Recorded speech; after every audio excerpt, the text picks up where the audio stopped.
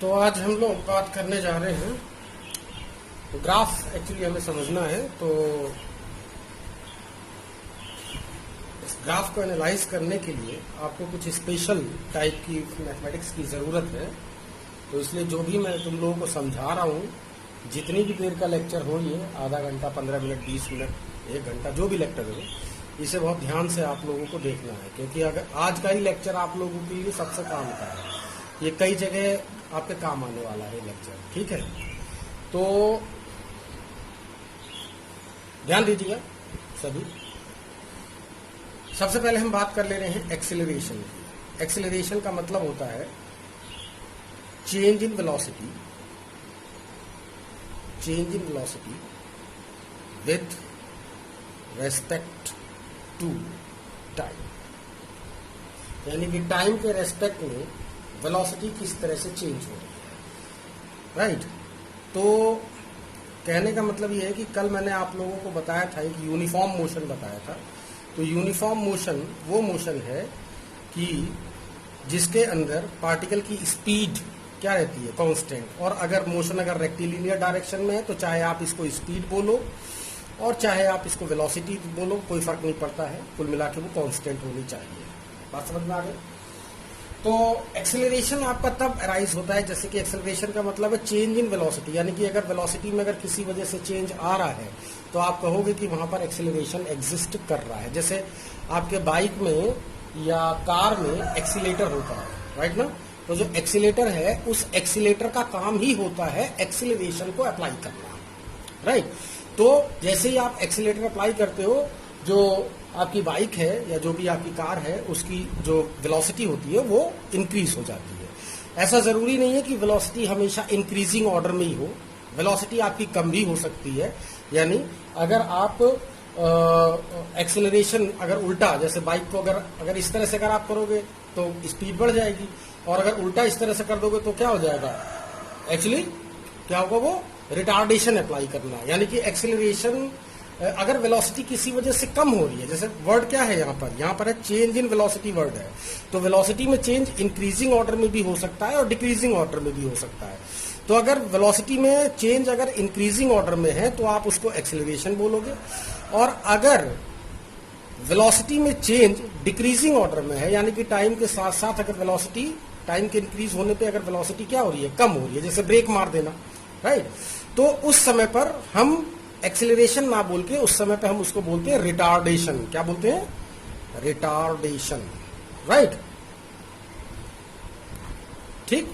तो retardation actually negative acceleration है, इसका वैल्यू नेगेटिव आ जाती है, बस इससे ज्यादा कुछ नहीं होगा। अभी मैं जब इसको एक्सप्लेन करूंगा तो आप लोगों को सब समझ में आ जाएगा मैं क्या समझा रहा हूं, ठीक है? तो जो एक्सेलरेशन की जो डेफिनेशन है वो है change in velocity with respect to time, या फिर आप ये वेक्टर क्वांटिटी है ये, तो इसको आप लिख सकते हो that delta V over delta T, change in velocity, यानी final velocity minus initial velocity divided by जितनी देर में ऐसा चेंज हुआ है। जैसे अगर ये मान लीजिए ये कोई कार है और इस कार की जो इनिशियल वेलोसिटी है वो 2 मीटर पर सेकेंड है, और इस समय पे आपने इसके अंदर एक्सेलरेशन अप्लाई कर दिया, मतलब कार का जो एक्सीलेटर है उसे दबा दिया आपने पैर से। तो क्या हुआ? मान लीजिए कि 5 सेकंड के बाद, आफ्टर 5 सेकंड, इसकी जो फाइनल वेलोसिटी है वो कितनी हो गई? वो मान लीजिए 5 मीटर पर सेकंड हो गई है। कितनी हो गई? 5 मीटर पर सेकंड। तो आपने जो एक्सेलरेशन इसके अंदर अप्लाई किया, यानी कि वेलोसिटी में इंक्रीज हुआ है ना, देखो जरा ध्यान से, वेलोसिटी क्या हो गई? 2 से 5 हो गई है। तो इसका मतलब है कि इसके अंदर एक्सेलरेशन पहले ही आपने पैदा किया है, तभी ऐसा हो रहा है। तो जो एक्सेलरेशन की जो वैल्यू होगी, change in velocity with respect to time, that is velocity में कितना चेंज आ रहा है, वेलोसिटी में चेंज कितना आ रहा है बताएंगे? 5 final velocity minus initial velocity कितना हुआ? 5 माइनस 2 दैट इज 3, और इतना ये कितनी देर में हुआ है? 5 सेकंड में। तो इसका मतलब ये हो गया 0.6 मीटर पर सेकंड स्क्वायर। ध्यान दीजिएगा, जो एक्सेलरेशन की जो एसआई यूनिट है वो मीटर पर सेकंड स्क्वायर है, 0.6 metre per second square, right? आप जो इसका यूनिट है वो डायरेक्ट यहां से भी निकाल सकते हो। देखो जरा ध्यान से, एक्सेलरेशन है आपका change in velocity with respect to time तो वेलोसिटी की SI unit metre per second और डिवाइडेड बाय सेकंड, तो ये सेकंड नीचे चला जाएगा तो मीटर पर सेकंड स्क्वायर बन जाएगा, या इसी को मीटर पर सेकंड स्क्वायर ऐसे लिख देते हो आप, ठीक है। तो जो एक्सेलरेशन की जो एसआई यूनिट है वो मीटर पर सेकंड स्क्वायर है। बात समझ में आ रही? अच्छा, तो इसी तरह से अगर मान लीजिए कि स्पीड कितनी है, यहाँ पर 5 मीटर पर सेकंड है, ये इसकी इनिशियल स्पीड है, ये वेलोसिटी है, ठीक है।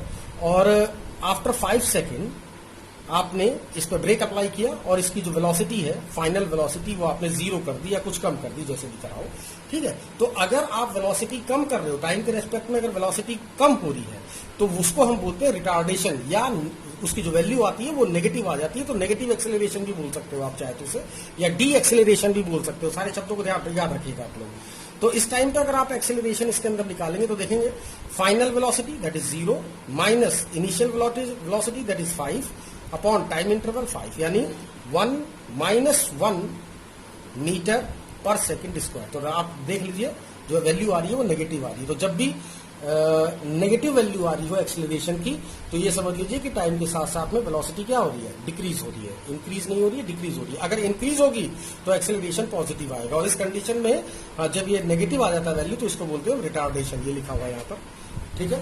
अच्छा, तो अब अगर आपको ये चीज समझ में आ गई है, तो अब हम लोग धीरे धीरे करके ग्राफ भी एनालाइज कर लें। अब आप लोगों के लिए जरा ध्यान से देखेंगे सभी लोग।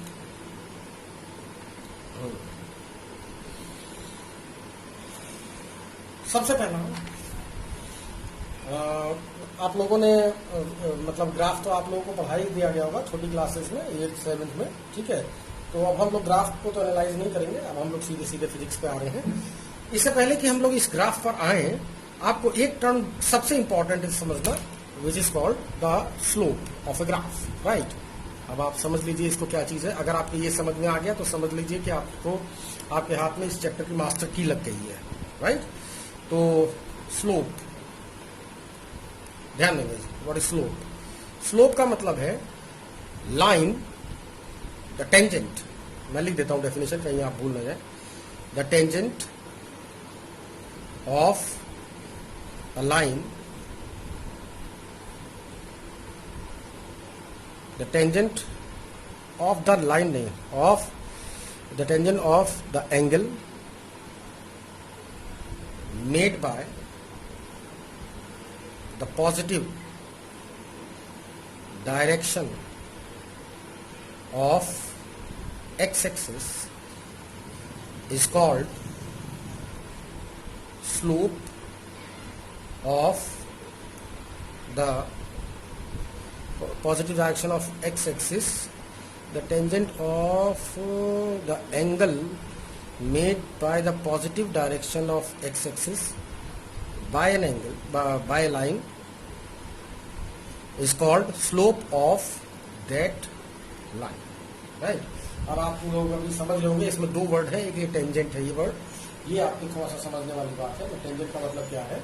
टेंजेंट का मतलब ये है कि जब भी कोई ये राइट एंगल ट्राइंगल लेंगे आप, ये राइट एंगल ट्राइंगल है, ठीक है, तो किसी भी राइट एंगल ट्राइंगल में अगर आप इसको थीटा बोल रहे हैं तो ये बेस होगा, ये क्या होगा, ये बेस होगा, और ये होगा परपेंडिकुलर, क्या बोलते हैं इसको, परपेंडिकुलर, और ये है हाइपोटेनियस, ठीक है। हाँ, वैसे जब मैं बता दूं, अगर आपको अगर एंगल ये वाला थीटा अगर मानते हैं आप, तो फिर बेस ये होता, परपेंडिकुलर ये होता, हाइपोटेनियस ये रहता, ठीक है। तो ये एक राइट एंगल ट्राइंगल है। तो इसके अंदर ट्रिग्नोमेट्री में, ट्रिग्नोमेट्री भी आप लोगों को नहीं पढ़ाई गई है, तो इसलिए मैं यहाँ पे थोड़ा सा उसका इंट्रोडक्शन दे दूंगा आपको, कि जो ये ट्राइंगल है ABC, राइट। तो इसके अंदर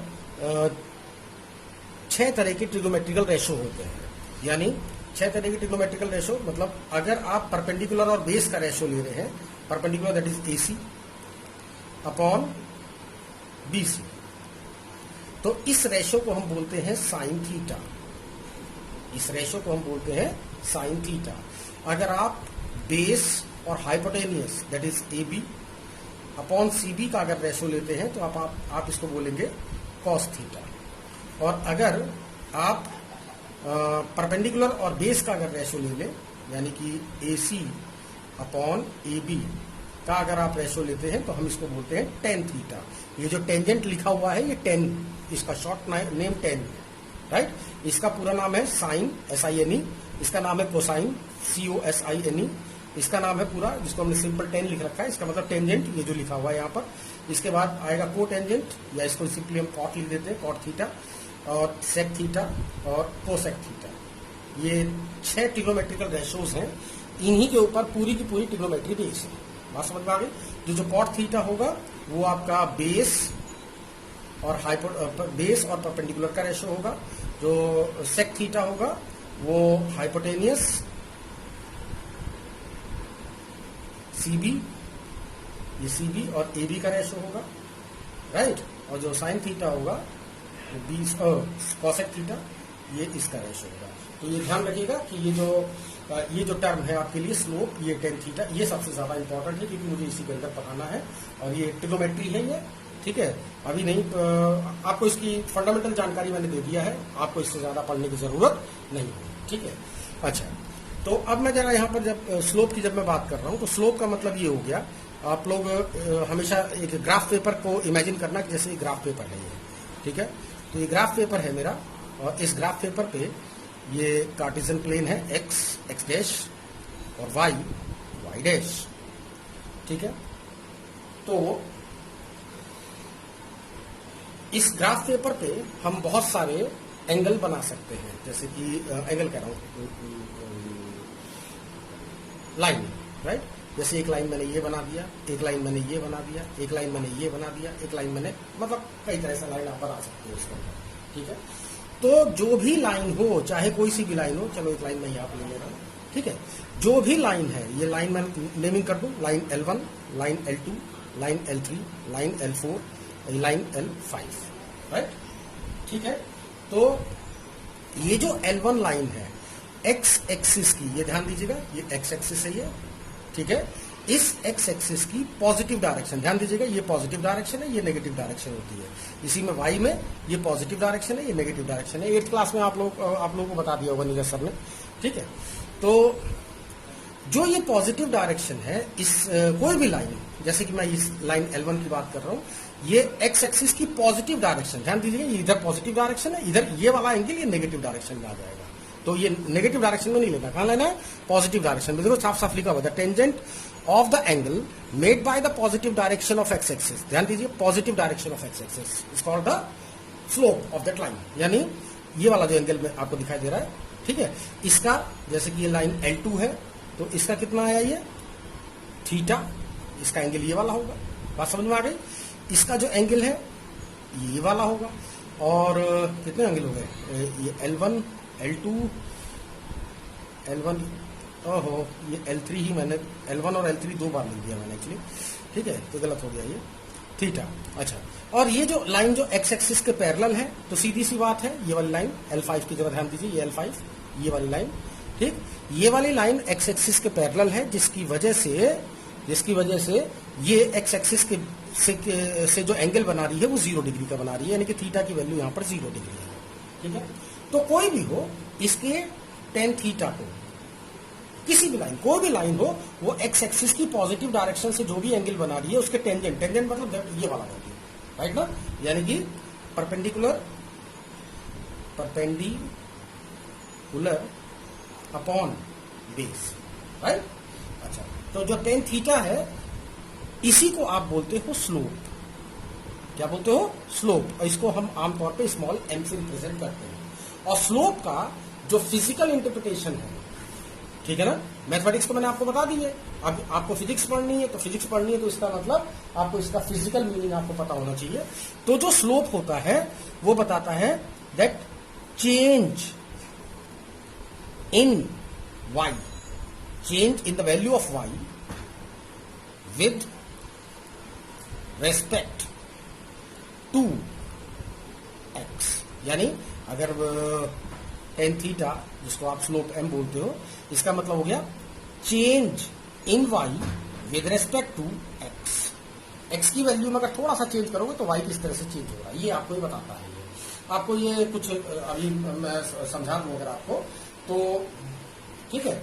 मैं जरा एक पेज और ले लूं आपके लिए।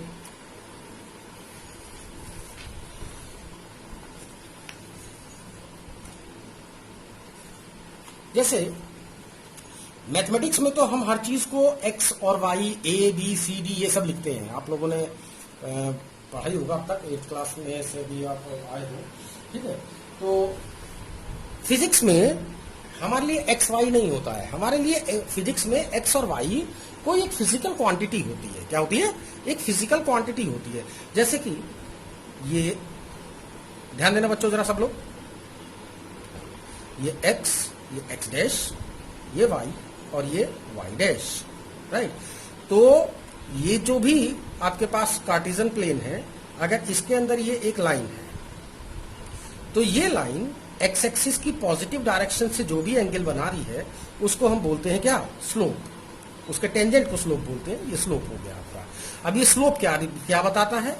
Change in Y with respect to X. अब देखो सर, अभी आपको ये थोड़ा सा अटपटा सा लग रहा होगा, लेकिन अभी हम क्या कर रहे हैं कि आप चूंकि आप फिजिक्स पढ़ रहे हो तो फिजिक्स में हमारे लिए एक्स और वाई नहीं है, हमारे लिए तो क्या है? कुछ फिजिकल क्वांटिटीज मौजूद रहती है, जैसे टाइम हो गया, डिस्प्लेसमेंट हो गया, स्पीड हो गया, मास हो गया, फोर्स हो गया, ठीक है, या प्रेशर हो गया, कुछ भी चीज हो, ठीक है। तो मान लीजिए एक्स एक्सिस जो है वो टाइम एक्सिस है, यानी कि टाइम के साथ साथ और ये जो वाई है ये मान लीजिए मैं डिस्प्लेसमेंट को दिखा रहा हूँ। किसको दिखा रहा हूँ? डिस्प्लेसमेंट को मैं दिखा रहा हूँ। इसको आप स्मॉल टी बोलते हो, इसको आप स्मॉल एस बोलते हो। बात समझ में आ गई ना? अच्छा, अगर ये टाइम एक्सिस होता और ये डिस्प्लेसमेंट एक्सिस होता तो इसका जो स्लोप है टेन थीटा, राइट, जिसको आप एम बोलते हो, ये क्या लिखते हैं आप? अब delta Y upon delta X तो लिखोगे नहीं। क्या लिखोगे? अब तो change in displacement with respect to time, that is delta T, right. और ये आपका जाना पहचानी चीज है। Delta S upon delta T क्या रिप्रेजेंट करता है? वेलोसिटी को। किसको रिप्रेजेंट करता है? वेलोसिटी को। तो इसका मतलब ये है कि अगर ये टाइम डिस्प्लेसमेंट कर्व होता, अगर ये कर्व किस चीज का होता? टाइम डिस्प्लेसमेंट कर्व होता, तो इसका स्लोप किस चीज को रिप्रेजेंट करता?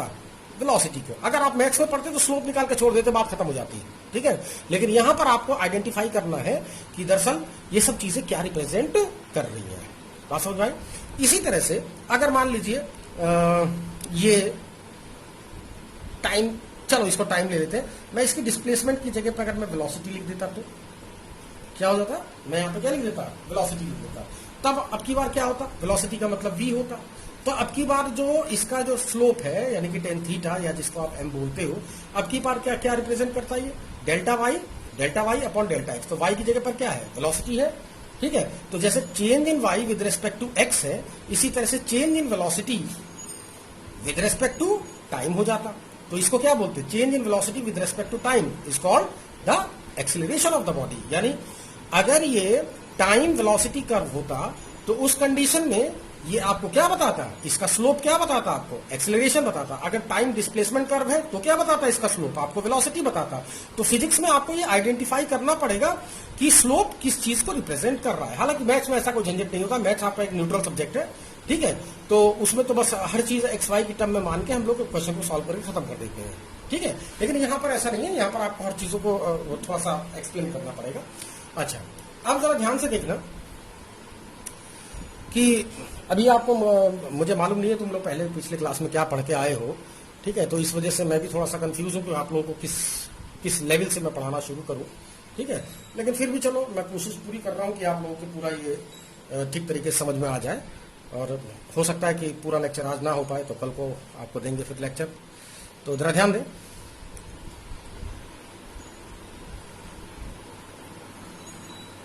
टाइम डिस्प्लेसमेंट कर्व क्या है? मैंने एक्स एक्सिस पे टाइम ले लिया है और वाई एक्सिस पे क्या ले लिया? डिस्प्लेसमेंट या डिस्टेंस जो भी लिया है। मान लीजिए इसका कर्व ऐसा आ रहा है, ठीक है।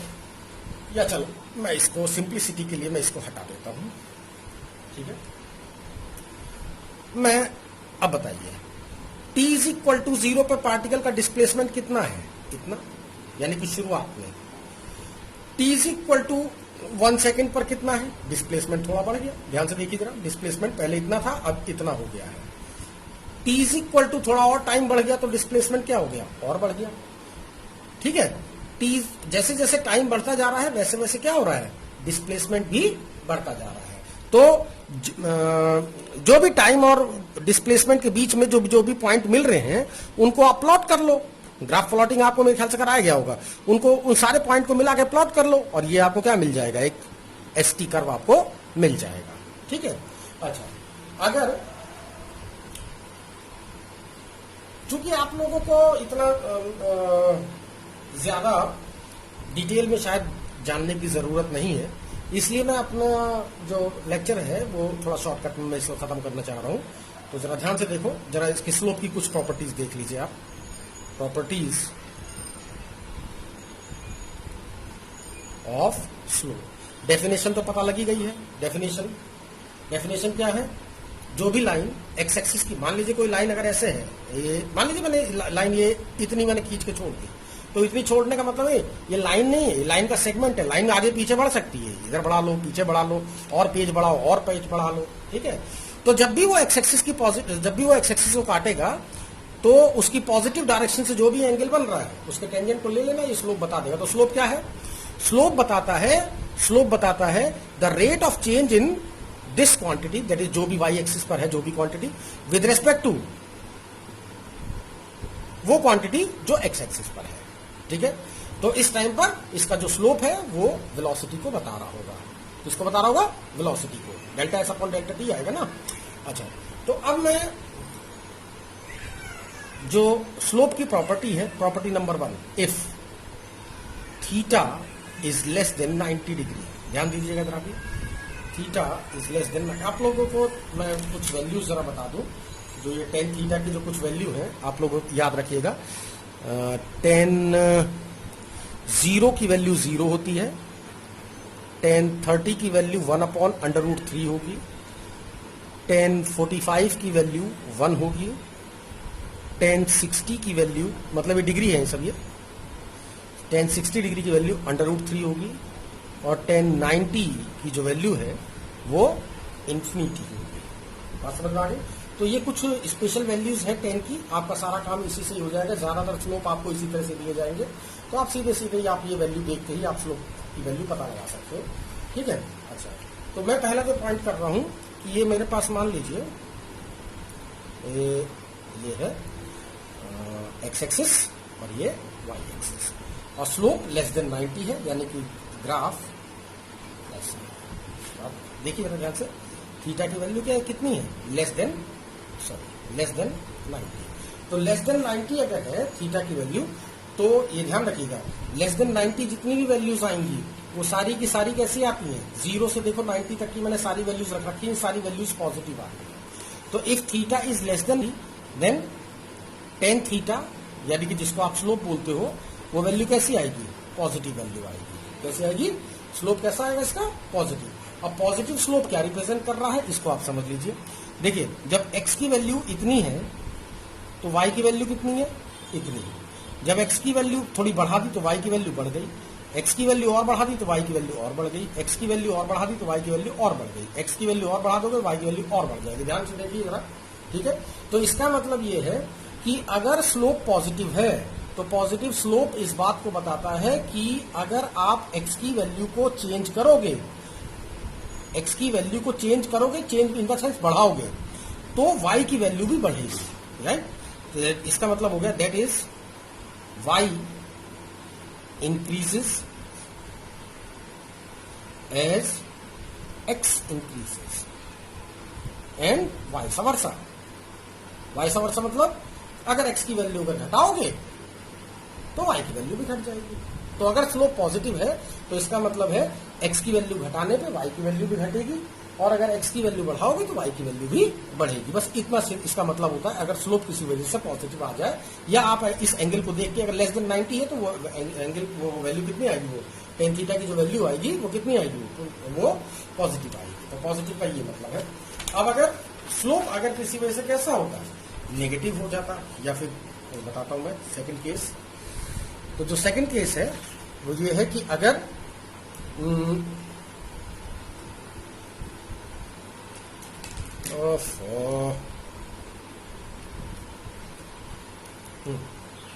सेकंड केस ये है, if theta theta is greater than 90, अगर थीटा की वैल्यू क्या हो जाए 90 से ग्रेटर हो जाए, जैसे कि ये एक्स एक्सिस, ये एक्स डैश, ये वाई डैश, राइट।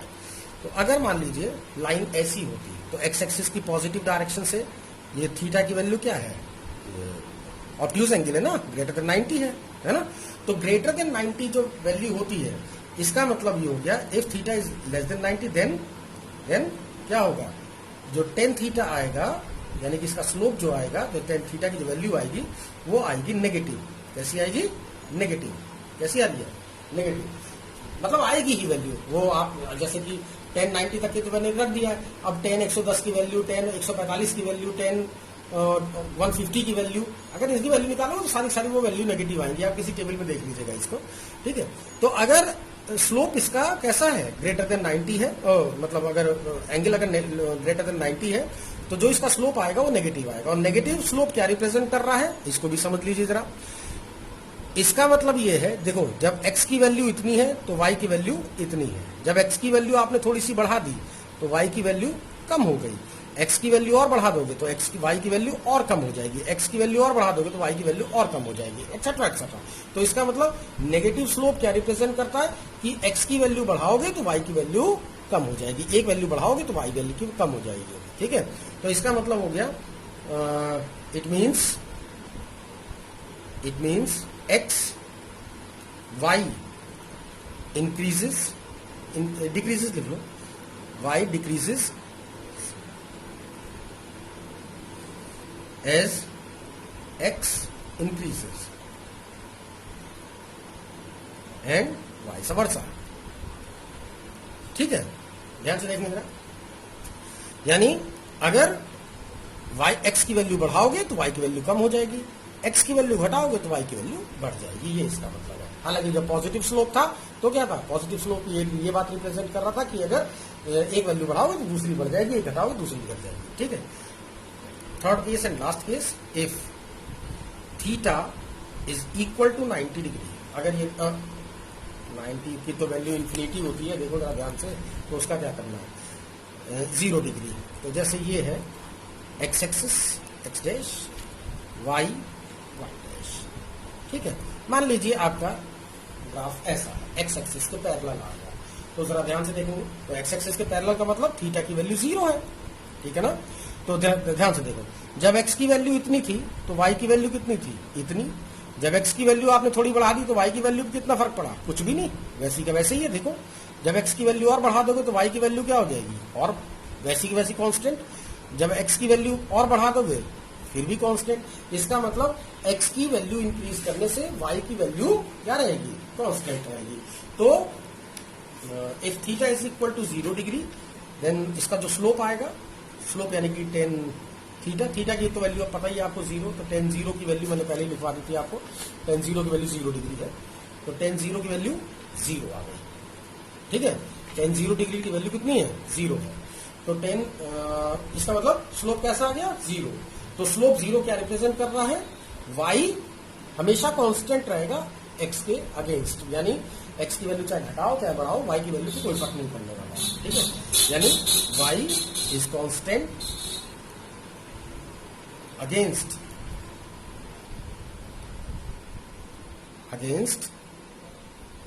x है। तो x की वैल्यू चाहे घटाओ चाहे बढ़ाओ कोई फर्क नहीं पड़ने वाला इस पर, ठीक है। अच्छा, अब हम लोग जैसे कि अगर आप लोगों को इतनी बात समझ में आ गई है तो ये समझ लो कि आप लोगों को ग्राफ कितना भी कॉम्प्लिकेटेड दे दे, आप लोगों के सब बात अच्छी तरह से समझ में आ ही जाएगी, इसे कोई रोक नहीं सकता है, ठीक है। खैर, अब हम लोग स्लोप को ही लेके थोड़ा सा, जब हम स्लोप की बात कर रहे हैं तो स्लोप को ही मैं थोड़ा सा और आगे बढ़ा दे रहा हूं। ध्यान दीजिए, बाई चांस ऐसा जरूरी नहीं है कि स्लोप हमेशा, मतलब जो कर्व आए वो हमेशा स्ट्रेट लाइन ही आए, ऐसा बिल्कुल भी जरूरी नहीं है। जैसे ये एक्स एक्सिस और ये वाई एक्सिस, ठीक है। तो आपको कोई भी इक्वेशन दे रखी होगी, आप लोगों ने इक्वेशन जरूर प्लॉट करी होगी लास्ट ईयर, ठीक है। मुझे पूरा भरोसा है कि आप लोगों को इक्वेशन, ये ग्राफ प्लॉटिंग जरूर सिखाया गया होगा। जैसे कि मैं समझा देता हूं आपको। मान लीजिए x plus Y is equal to 2 है। ये मान लीजिए आपको x और y के अगेंस्ट आपको ये इस इक्वेशन के अकॉर्डिंग आपको क्या करना है, ग्राफ आपको प्लॉट करना है। तो आप इसमें जो x है या y है, y की वैल्यू आप लिख सकते हैं कितनी, x माइनस 2। तो अब आप इस तरह से ये बनाएंगे, ऐसे ऐसे। अब मैं यहाँ पे ग्राफ पेपर नहीं है मेरे पास, इसलिए मैं सिर्फ समझा दे रहा हूँ जनरली तुम्हें, ठीक है। तो ये हो गया यहाँ पर x की वैल्यू, यहाँ पर y की वैल्यू। तो x की वैल्यू कुछ भी, कोई भी रैंडम वैल्यू रखो जो भी आपको ठीक लग रहा है। जैसे कि मैं यहाँ पे लिख दे रहा हूँ -2 -1 है ना, 0 +1 +2 +3 एंड सो ऑन, जो भी आपको ठीक लग रहा हो लिखते रह जाओ। तो इसके अगेंस्ट क्या क्या, इस इक्वेशन के अकॉर्डिंग अगर x की ये वैल्यू रखोगे अगर आप, तो y की क्या क्या वैल्यूज आएंगी, y की वैल्यूज आएंगी कितनी, -2 रखा तो ये हो गया -4, -1 रखा -3, 0 रखा -2, +1 रखा कितना हुआ -1, और ये कितना रखा आपने 2 रखा तो 0, 3 रखा तो 1 एंड सो ऑन, ऐसे आगे की वैल्यू रखते चले जाओ। तो अब आपको ग्राफ आपके सामने है ही, ग्राफ आपके सामने है ही, आपके पास ग्राफ पेपर तो है ही। अब आप इन पॉइंट को प्लॉट कर लो। पहला पॉइंट क्या है, -2, -4, एक पॉइंट है आपका -1, -3, एक पॉइंट आ गया 0, -2, एक पॉइंट आ गया 1, 1, 1, एक पॉइंट आ गया 2, 0, एक पॉइंट आ गया 3, 1, राइट। और इन सारे के सारे पॉइंट को जब आप ग्राफ पेपर पे इस तरह से प्लॉट करोगे तो क्या हो जाएगा, ये सारे के सारे एक स्ट्रेट लाइन को रिप्रेजेंट कर देंगे। वो आप लोग अपने ग्राफ पेपर पे करके देख लो, कोई दिक्कत वाली बात नहीं है, ठीक है। लेकिन ग्राफ आपका स्ट्रेट लाइन आएगा, ये इक्वेशन डिसाइड करती है उसकी। इसको कौन डिसाइड करता है, इक्वेशन। अगर इक्वेशन कुछ दूसरे टाइप की होगी तो कोई जरूरी नहीं है कि वो ग्राफ आपका स्ट्रेट लाइन ही आए, ठीक। तो मान लीजिए किसी भी कर्व का जो इस तरह से, मान लीजिए किसी चीज का कर्व आ रहा है और ये स्ट्रेट लाइन नहीं है, ये क्या है, ये स्ट्रेट लाइन नहीं है। बात समझ में आ गई। तो अगर ये स्ट्रेट लाइन नहीं है तो इसका मतलब ये, मैं दो चीजें करके दिखा रहा हूं आपको फिर से, ये x डैश y डैश, ठीक है। तो यहां ध्यान दीजिएगा, इस पर्टिकुलर पॉइंट पर इस कर्व का जो स्लोप है वो यहां पर टेंजेंट लाइन ड्रॉ करने पे आपको पता लगेगी। ये टेंजेंट लाइन इस तरह से ड्रॉ करनी है, राइट। अब ये जो टेंजेंट लाइन है ये एक्स एक्सिस की पॉजिटिव डायरेक्शन से जो भी एंगल क्रिएट कर रही है, ये क्या है, θ1 एंगल मान लीजिए। तो ये क्या कहेंगे, ये इस पर्टिकुलर पॉइंट ए पर ये इस कर्व का स्लोप है। बात समझ में आ गई। हालांकि इसको निकालने का जो मेथड है वो आप लोगों को नहीं पता है। इस तरह का अगर स्लोप अगर तुम्हारे सामने आ जाए तो आप लोगों को स्लोप निकालने का कोई तरीका नहीं पता है, ठीक है। लेकिन हाँ, आप इतना देख के जरूर बता सकते हो कि स्लोप कहां पे कम है कहां पे ज्यादा है। जैसे मान लीजिए इस पॉइंट पर, इस पॉइंट बी पर अगर मैं स्लोप निकालता तो यहां पर स्लोप कैसा आता, टेंजेंट लाइन का ऐसा आता ना। तो इसका जो स्लोप है ये एंगल कम हो गया, एंगल कम हो गया तो इसका मतलब स्लोप भी कम हो गया। इस पर्टिकुलर पॉइंट पर अगर आप स्लोप निकालते इस पॉइंट सी पर तो कैसा होता, टेंजेंट लाइन इस तरह से ड्रॉ होती है ना। तो इस तरह से ड्रॉ होती तो ये एक्स एक्सिस की जो पॉजिटिव डायरेक्शन है इससे ये वाला एंगल क्रिएट करता। कहने का मेरा मतलब ये है कि अगर कर्व अगर स्ट्रेट लाइन ना हो के कैसा हो कोई अदर टाइप का कर्व हो, तो इसका मतलब ये है कि इसके अलग अलग पॉइंट पर जो स्लोप आएगा उसका जो स्लोप की जो वैल्यू आएगी वो अलग अलग होगी, यानी कि इसका स्लोप कांस्टेंट नहीं है। लेकिन अगर कर्व अगर स्ट्रेट लाइन हो तो इसका मतलब ये हो गया कि हर पॉइंट पर, किसी भी पॉइंट पर, ठीक है, जो स्लोप, मान लीजिए इस पॉइंट पर आप टेंजेंट लाइन ड्रॉ कर रहे हो तो टेंजेंट लाइन यही लाइन आ जाएगी। इस पॉइंट पर बी पर तब भी यही लाइन आएगी, इस सी पर तब भी यही लाइन आएगी, इस डी पर तब भी यही लाइन आएगी। तो कहने का मेरा मतलब ये है कि जो स्ट्रेट लाइन है उसका स्लोप हर पॉइंट पर कांस्टेंट है ना। The slope of a straight line is constant at every point। बात समझ में आ गया। तो किसी भी स्ट्रेट लाइन का जो स्लोप होता है वो किसी हर पॉइंट पर क्या रहता है, वो कांस्टेंट रहता है। जबकि अगर कर्व अगर आपका स्ट्रेट लाइन नहीं है तो अलग अलग पॉइंट पर जो स्लोप की जो वैल्यू आएगी वो भी क्या होगी, अलग अलग होगी। अब स्लोप देख लीजिए कि क्या रिप्रेजेंट कर रहा है। मान लीजिए कि ये डिस्प्लेसमेंट है और ये टाइम है, मान लीजिए ये भी डिस्प्लेसमेंट है और ये टाइम है। तो स्लोप क्या बता रहा है, delta S upon delta T, delta Y upon delta X है ना, तो क्या बोलेंगे हम इसको, delta S upon delta T, that is velocity. तो वेलोसिटी क्या है, वेलोसिटी हर पॉइंट पर कांस्टेंट है, बदल नहीं रही है। अगर कर्व अगर आपका स्ट्रेट लाइन है तो वेलोसिटी आपकी एग्जैक्ट कांस्टेंट है, बिल्कुल भी वो बदल नहीं रही है, ठीक है ना। लेकिन अगर यही चीज वाई एक्सिस पे अगर मान लीजिए कर्व कुछ इस टाइप से आ रहा होता तो delta S upon delta T की जो वैल्यू आती वो क्या आती, अलग अलग पॉइंट पर वो अलग अलग आती। तो अलग अलग आने का मतलब क्या हो गया कि जो वेलोसिटी है इसकी वो कांस्टेंट नहीं होती, ठीक है। जो वेलोसिटी है वो बार बार वो चेंज हो रही है, अलग अलग टाइम पर वेलोसिटी जो है वो अलग अलग होती है। बात समझ में आ गई। अब आगे की बात हम थोड़ी देर में बात करेंगे।